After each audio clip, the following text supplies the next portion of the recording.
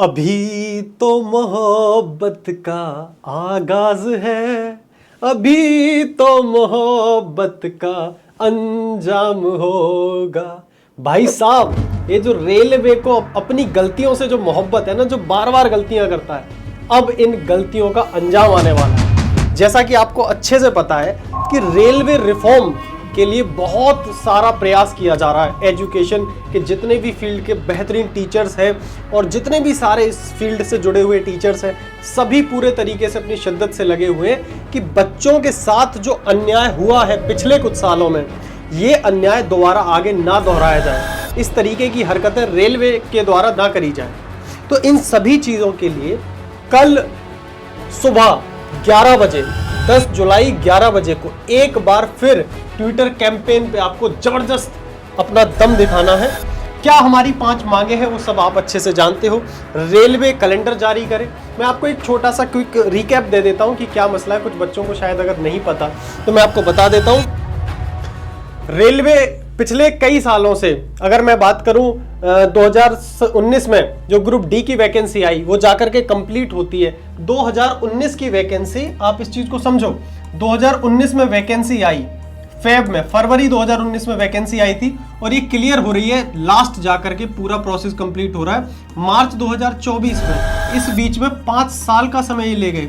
और तो और जब ये फॉर्म आए थे उसके बाद जो पहला पेपर होता है, सबसे पहला स्टेप होता है written exam, computer based exam, वो ही भाई साहब कराया जाकर के 2022 में, अगस्त 2022 से इन्होंने वो एग्जाम कराना शुरू किया था। उसके बाद जनवरी 2023 तक इन्होंने फिजिकल लिए, फिजिकल के बाद document verification, medical, total joining जाकर के इन्होंने दी 2024 में। 19 की भर्ती 2024 में कंप्लीट कर रहे हैं। कितने बच्चे इस एग्जाम को देने के बाद दोबारा अगर कोई रेलवे का एग्जाम देना हो, दोबारा ग्रुप डी की वैकेंसी अब आ रही है, आ क्या रही है, बहुत जरा सी वैकेंसी निकाल के दी है। तो ये आप हालात देख सकते हो, ये रेलवे के हालात है। 2025 में 19-20 मार्च को एलपी का एग्जाम था।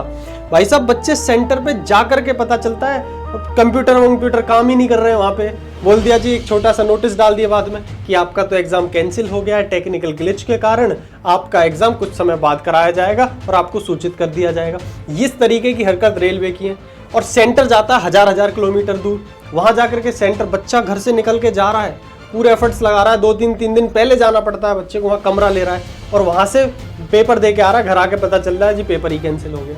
ये हरकतें हैं रेलवे की। तो इन सब हरकतों को सुधार करवाने के लिए हमारे बहुत ही शानदार टीचर्स, सारे के सारे टीचर्स बहुत ही मेहनत करते हुए इस रिफॉर्म को आगे बढ़ा रहे हैं। और मैं बड़ा गर्व महसूस करता हूँ कि आप स्टूडेंट्स हैं, आपके साथ इतने सारे शानदार टीचर जबरदस्त तरीके से लगे हुए हैं और ये आपकी आवाज़ को उठाने लग रहे हैं। इसमें किसी का कोई स्वार्थ नहीं है। अगर रेलवे अच्छे से काम करेगा तो उसमें स्टूडेंट्स का फायदा है। तो ऐसे टीचरों का बहुत ही ज़्यादा मैं धन्यवाद कहूँगा कि जो सभी बहुत ईमानदारी के साथ इस रिफॉर्म को आगे बढ़ा रहे हैं। हमारी भी जिम्मेदारी बनती है कि हम और आप, मतलब सारे स्टूडेंट्स मिलकर इस कैंपेन को, रेलवे रिफॉर्म के कैंपेन को बहुत ज़बरदस्त तरीके से आगे बढ़ाएं।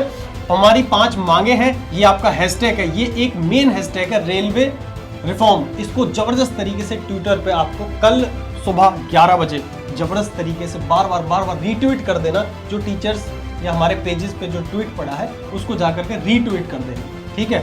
बस उससे ही काम हो जाएगा। या आप अपना खुद से भी ट्वीट कर सकते हो, प्रॉपर्ली लिख के कर सकते हो, टैग करके कर सकते हो, रेल मंत्री वगैरह सबको। थोड़ा सा आप इन सब चीज़ों के लिए 10-15 मिनट का समय निकाल लेना, 5 मिनट के समय में भी काम हो जाएगा।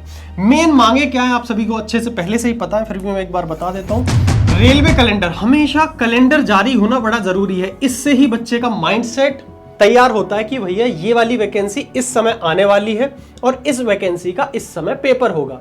और जिस वैकेंसी में फिजिकल होता है उस समय पहले से ही पता हो कि फिजिकल वगैरह सब हो, सारी चीज, कम से कम पेपर की तो जानकारी हो कि भैया अब वैकेंसी आएगी, अब इसका रिटन एग्जाम होगा, कंप्यूटर बेस्ड टेस्ट होगा। ये सारी चीजों से प्री प्लान्ड होनी चाहिए, बच्चे को पहले से पता होनी चाहिए। एसएससी अपना एक कैलेंडर जारी करता है, उस कैलेंडर को फॉलो करता है। इस तरीके से रेलवे कैलेंडर जारी करे, उसको फॉलो करे। ये जो घपलाबाजी चल रही है ना ग्रुप डी की वैकेंसी में, भाई साहब ग्रुप डी में लगभग अगर ओवरऑल देखा जाए ना 2023 के बाद 3 लाख पद खाली पड़े हैं पूरे रेलवे के अंदर। और ये पता नहीं क्यों उन पदों को नहीं भर रहे, क्यों वैकेंसियों को फिल नहीं कर रहे। फिर कहते हैं कि एक्सीडेंट हो रहा, रेल ठुक रही है। ठुकेंगी ना भाई साहब, काम करने वाले लोग ही नहीं है रेलवे के अंदर। तो ये सब हरकतें हैं इनकी। तो ग्रुप डी की तो अच्छी खासी वैकेंसी आनी चाहिए। इतने सालों बाद वैकेंसी आ रही है तो लाखों में वैकेंसी जाएगी। और वाकई में ग्रुप डी की वैकेंसी लाखों में है। रेलवे के अंदर खुद आरटीआई वगैरह से पता चलता है सारी चीजें। रेलवे वेटिंग लिस्ट, हमेशा वेटिंग लिस्ट निकालो। जो भी बच्चे ज्वाइन नहीं करते उनकी जगह जो उनके जस्ट नीचे वाले बच्चे वो कम से कम ज्वाइन कर सके, वैकेंट ना रहे कोई भी सीट। इसके लिए वेटिंग लिस्ट जारी करना जरूरी है। चौथी और मोस्ट इंपॉर्टेंट चीज ये तो हद कर रखी है कि एग्जाम सेंटर इनके कभी आसपास पड़ते ही नहीं है। हजार किलोमीटर, 500 600 किलोमीटर दूर भेजते हैं। और बच्चा कभी जाता है तो 3 दिन पहले भी जाता है और रूम लेता है, इतना सारा खर्चा भी करता है। और सबसे बड़ी हरकत पता है क्या करते हैं?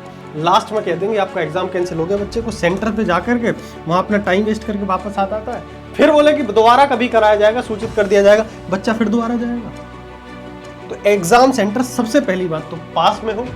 और ये जो टेक्निकल ग्लिच वगैरह है, ये इतना बड़ा बड़ा कॉर्पोरेट सेक्टर चल रहा है इंडिया के अंदर, इतनी बड़ी बड़ी कंपनी से आप पेपर नहीं करवा पा रहे। दूसरी चीज, पांचवी लास्ट, धांधली के खिलाफ सख्त कार्रवाई की जाए। ये हमारी 5 डिमांडें हैं और बहुत अच्छे तरीके से, मैं बार बार बोल रहा हूँ, वीडियो को लंबा नहीं खींचूंगा बिल्कुल भी। बस इतना याद रखना, 10 जुलाई मतलब कल सुबह 11 बजे जबरदस्त तरीके से ट्विटर कैंपेन को रन करना। बस, धन्यवाद, मिलते हैं अदर वीडियोस में।